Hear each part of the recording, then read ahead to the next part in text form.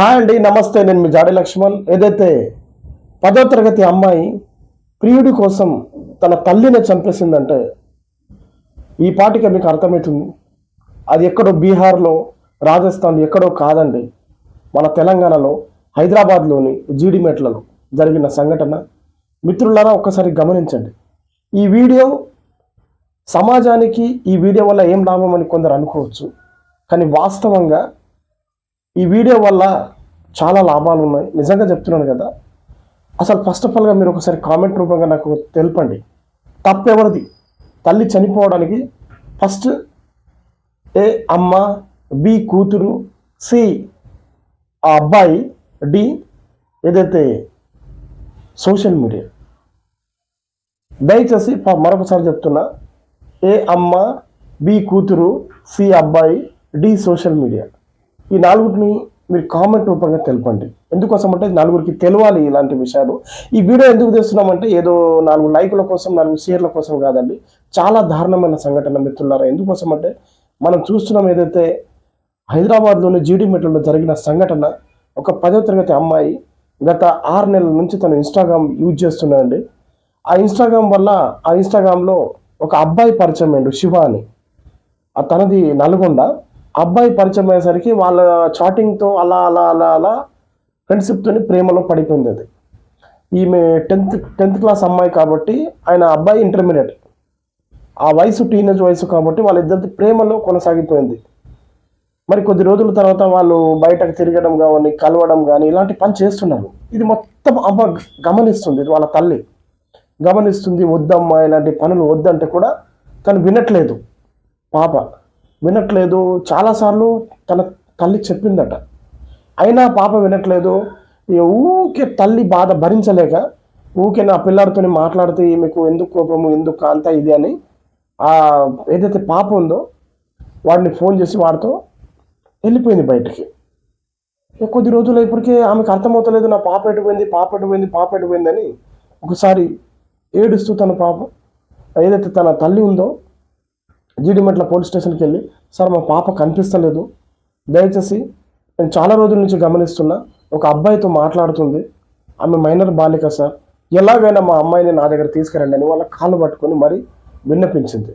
అప్పుడు సరే అమ్మ అని ఒకసారి ఫోటో ఇలా వాళ్ళ డీటెయిల్స్ ఏందో వాళ్ళు తీసుకున్న తర్వాత వాళ్ళు వెరిఫికేషన్ చేసి త్వరగానే అమ్మాయిని పట్టుకొని తల్లికి అప్పగించారు. ఇంతటితో సమాప్తం, స్టోరీ అయిపోయింది. దాని తర్వాత ఇంటర్వెల్ అయిపోయింది కదా, ఇప్పటి నుంచి షో మొదలైంది. ఆ పాపలో ఉన్న టీనేజ్ వయసు కాబట్టి ఆ పాపలో ఏం కసి కనిపిస్తుందంటే, నా అమ్మని నేను ఒక ప్రియుడితో వెళ్ళాను, తప్పేంటి? నా మంచి అంటే నా గురించి భవిష్యత్తులో నాకు మంచి ఆలోచన లేదా? నేను ఒక ప్రియుడితో వెళ్తే తప్పేంటి? నా అమ్మకు నా గురించి ఇక మంచి అవసరం లేదు. నేను ఎక్కడ పోయినా చచ్చిపోయినా ఆమెకు పర్వాలేదు.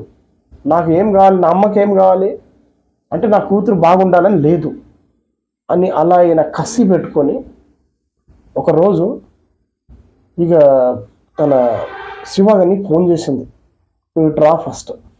నా అమ్మాయి ప్రతిరోజు నన్ను టార్చర్ పెడుతుంది. ఎందుకోసం అంటే ఈ టార్చర్ ఎందుకంటే, ఈ ఖచ్చితంగా అమ్మాయి తన దగ్గర వెళ్తా అని మరీ తల్లి దగ్గర తీసుకొచ్చిన తర్వాత పోలీస్ వాళ్ళు ఈ తల్లి దగ్గర పెట్టిన నుంచి కూడా ఆ తల్లికి ఇంకా మరీ ఈమె టార్చర్ పెడుతుంది.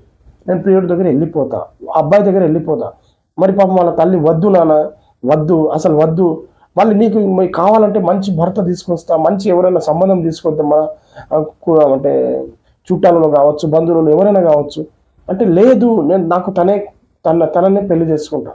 మరి మోడం పట్టి ఇట్లా పడి తనే కావాలి అనుకొని చూసి అతను కసించిపోయింది అన్నట్టు ఒకటేసారి. ఇంకొక రోజు శివని ఫోన్ చేసి, నువ్వు మా ఇంటికి రా ఫస్ట్ అని చెప్పింది.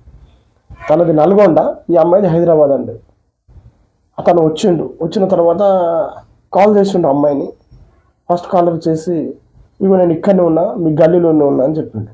అయితే ఇప్పుడే రాకు, మీరు దయచేసి ఇప్పుడే రాకు, ఒక నైట్ అయిపోయేసరికి మా అమ్మ పడుకుంటుంది, అప్పుడు నీకు ఫోన్ చేస్తా అని చెప్పింది. అప్పుడు నీకు ఫోన్ చేస్తా, పడుకునేసరికి నువ్వు వచ్చి మా అమ్మని చంపేద్దామని చెప్పింది. ఎందుకు అని అబ్బాయి అడిగితే, లేదు మన ప్రేమకు మా అమ్మని అడ్డొస్తుంది, మనం ఏమైనా చేద్దాం, మన ప్రేమ విజయం కావాలంటే ఖచ్చితంగా మన అమ్మని చంపేయాల్సిందని చెప్పింది. ఇక వాడు వయసులో ఉన్నాడు, వాడికి ఏం తెలుసు అంటే చెప్పు.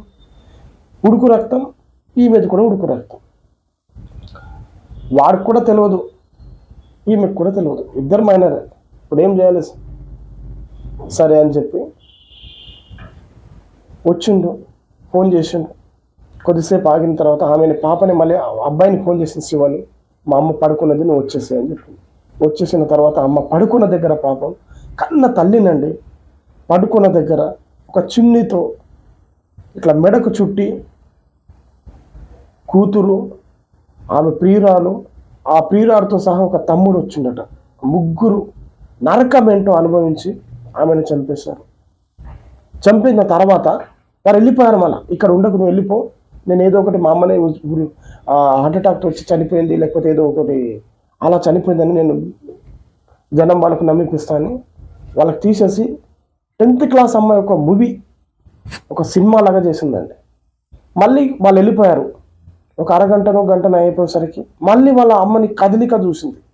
అప్పుడు షాక్ అయిపోయింది, ఇదేంటి మేము చంపేసిన వీళ్ళ తల్లి ఇంకా మళ్ళీ లేచిందేంటి అని మళ్ళీ ఆ శివగాని ఫోన్ చేసింది. ఫోన్ చేసిన తర్వాత అప్పుడు మళ్ళీ వాళ్ళు వచ్చారు. వచ్చి ఈమె ఇలా చచ్చిపోదని సుత్తెతో కొట్టి మరీ చంపారట. ఎంత దారుణం అంటే నిజంగా చెప్తున్నాను కదా, అసలు ఆ ప్రాణం చివరిగా అని ఎంత బాధపడిందొచ్చు పాపం. కన్న తల్లి కూతురికి జన్మనిచ్చినందుక ఇంత శాపం ఆమెకు. ఆమె ఎవరు కాదు, పైగా చాకలేనమ్మ, ముని మనమరాలు. ఏం చెప్పాలండి ఇక చెప్పండి. ఇలాంటి సమాజంలో ఎందుకు జరుగుతున్నాయి? మరొకసారి చెప్తున్నా, అసలు ఆమె చనిపోవడానికి అసలైన కారణం ఏంటి? ఈ హత్య జరగడానికి అసలైన కారణం ఏంటి? మరొకసారి చెప్తున్నా, ఏ తల్లి, బి కూతురు, సి ఆ బాబు, డి సోషల్ మీడియా. అసలు ఎందుకు?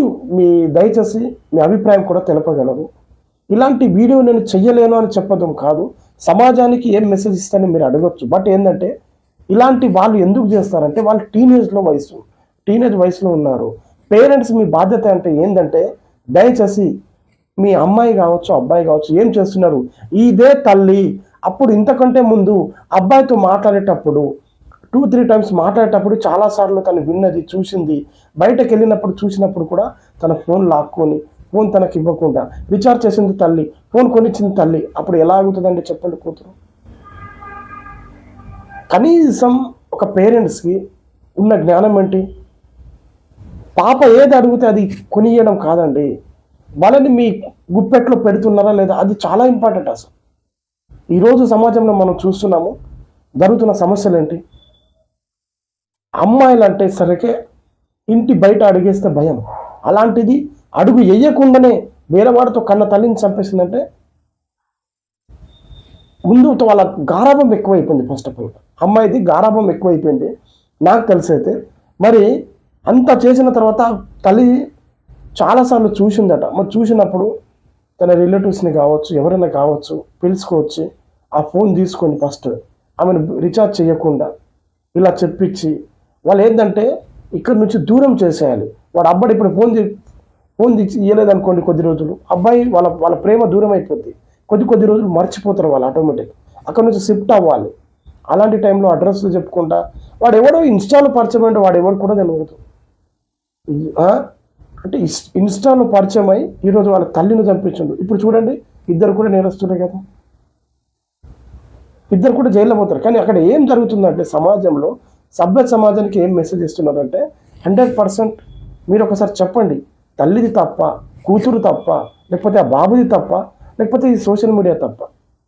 వాళ్ళిద్దరు ఎక్కడ పరిచయం అయ్యారు? ఇన్స్టాలో పరిచయం అయ్యారు.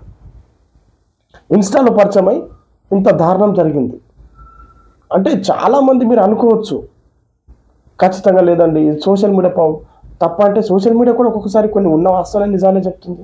లేదండి తల్లి నిజాలంటే తల్లి తప్పంటే తల్లి కూడా కొన్ని సందర్భాల్లో తన కూతురికి పాపం గారాభంగా పెంచి ఏం కావాలంటే తను ఇచ్చింది తప్ప.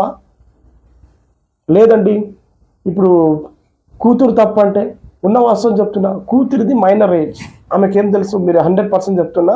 ఆమె ఏజ్ ఏంటి?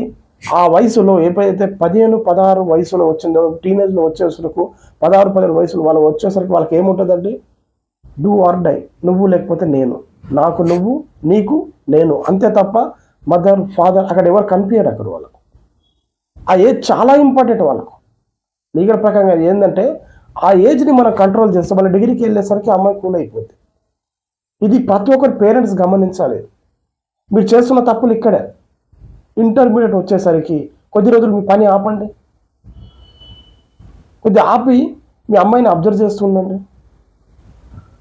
మా అమ్మాయి వెళ్తుందా, ఇంటి నుంచి బయటికి వెళ్తుందా, అసలు ఏం చేస్తుంది, ఆమె ఎలా పోతుంది, ఎలా వస్తుంది, ఎవరితో కలుస్తుంది, కొంచెమన్నా మీరు ఇలా పెట్టుకోరా అంటే మా అమ్మాయి చిన్న ఒక పాప ఇంటి నుంచి బయట పోతేనే అబ్జర్వ్ అంటే భయపడతారండి. 10th క్లాస్ అమ్మాయి, ఇంటర్మీడియట్ అమ్మాయి అంటే ఎలా ఉంటుంది చెప్పండి. పేరెంట్స్ కూడా బాధ్యత ఉంటుంది. అయినా నాకు తెలిసిందంటే పాపం ప్రతిరోజు వాళ్ళు కూడా చూడలేరు కదా, వాళ్ళకి పని చేయాలి, వాళ్ళు ఏదో పుట్ట గొడవాలంటే ఖచ్చితంగా వాళ్ళు రూమ్ రెంట్ కట్టాలి, వాళ్ళ ఇల్లు నడవాలి, వీళ్ళు ఇంట్లో తిండి కావాలంటే ఖచ్చితంగా వాళ్ళ ఇల్లు గడవాలంటే ఏదో ఒకటి పని చేయాల్సిందే. ప్రతిరోజు అయితే వాళ్ళు చూడలేదు, కానీ అప్పుడప్పుడు మీరు ఖచ్చితంగా ధ్యాస పెట్టాలి ఇలాంటి విషయాలు. ఇది ఇక్కడనే కాదండి, రోజు రోజుకు పెరుగుతున్నాయి ఇలాంటి సంఘటనలు. మీకు విషయం తెలుసా, ప్రేమ పెళ్ళిళ్ళ జంట కోసం ఇద్దరు పెళ్ళిళ్ళు చేసుకుంటే 100% చెప్తున్నా, ప్రేమించి పెళ్లి చేసుకుని అమ్మాయి అక్కడ పోతే అల్లుడిని చంపిస్తున్నారు వీళ్ళ తల్లిదండ్రులు, లేకపోతే అల్లుడిని వీళ్ళ దగ్గర వస్తే పిల్లని చంపిస్తున్నారు, ఇద్దరు కలిస్తే తల్లిదండ్రులు చంపిస్తున్నారు. ఇప్పుడు ఎక్కడ పోయినా ఎవరో ఒకరు మర్డర్ అయ్యే వరకు ఆ కేసు మాత్రం సాల్వ్ అవుతలేదు. ఎవరో ఒకరు చచ్చిపోవాలి, అక్కడ చంపేయాలి. ఇదే అండి మన సమాజం, నేటి సమాజం. దయచేసి మరొకసారి చెప్తున్నా, పేరెంట్స్ ఎవరైతే స్కూల్కి పంపించే పేరెంట్స్ తల్లిదండ్రులు కావచ్చు, మీ పిల్లలు ఉన్నారా, కాలేజ్లో కూడా మీ పిల్లలు ఉన్నారా, దయచేసి మీరు ఇది వార్త దీన్ని పట్టి మీకు క్లారిటీగా అర్థం అవ్వాలి. మీ అమ్మాయి ఏం చేస్తుంది, మీ ఏంటి భవిష్యత్తు ఏంటి, మీ అమ్మాయి ఎవరితో తిరుగుతుంది, ప్రతి ఒక్కటి మనం అబ్జర్వ్ చేయాలి. మీరు చెయ్యలేదు అనుకుంటే ఈ టైం చాలా ఇంపార్టెంట్ మనకు. ప్రతి ఒక్కరు గమనించండి. ఇది ఏదో నేను ఈ వీడియో 4 లైకుల కోసం, 4 షేర్ల కోసం, ఏదో నాకు డబ్బులు వస్తాయని అది కాదండి. ఉన్న వాస్తవాలే చెప్తున్నాను. ఇదేదో కూడా బీహార్లో కాలేదు, మన తెలంగాణలో ఉంది. గమనించండి. ఆ అమ్మాయి కూడా ఏదో ఇది మొత్తం ఎఫెక్ట్, సినిమా ఎఫెక్ట్. నాకు తెలిసైతే 100% చెప్తున్నా కదా, ఏదో జయం అనేది ఆ సినిమాలో మనం లేచిపోదాము, ఇదే లేచిపోదాము, అలాంటి సినిమాలు ఉంటాయి కదా కొన్ని చూసి, ప్రేమికుల సినిమా, హీరోయిన్లు చూసి ఆ ఫైట్ చేసి సినిమాని చూసి మన ప్రేమను వాళ్ళకి ఏం తెలుసు అండి చెప్పండి. మైనర్ బాలిక అమ్మాయికి ఏం తెలుసు చెప్పండి.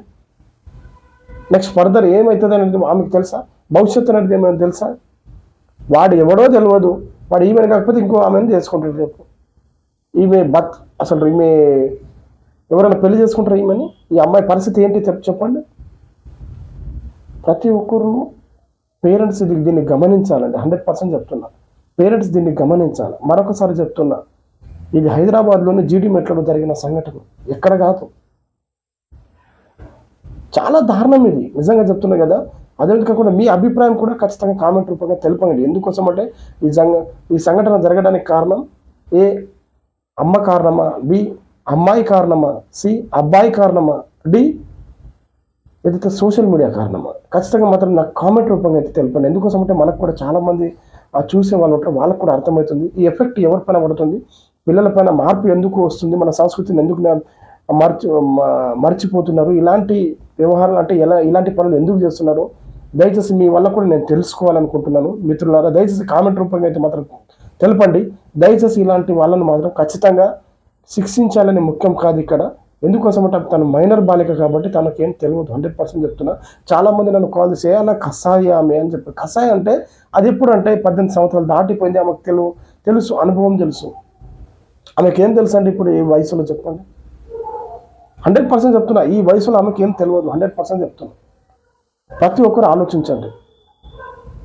ఇదే అండి నా అభిప్రాయం అయితే ఇలా తెలియజేస్తున్నాను. మీ అభిప్రాయం ఏమైనా ఉంటే మరొకసారి చెప్తున్నా, ఈ ఏదైతే హైదరాబాద్లోని జీడిమెట్లలో జరిగిన సంఘటన ఏదైతే ఉందో అది వాళ్ళ తల్లి చనిపోవడానికి మరొకసారి చెప్తున్నా అసలైన కారణం ఏ తల్లి, బి కూతురు, సి కొడుకు వాళ్ళ అల్లుడు అబ్బాయి, డి సోషల్ మీడియా.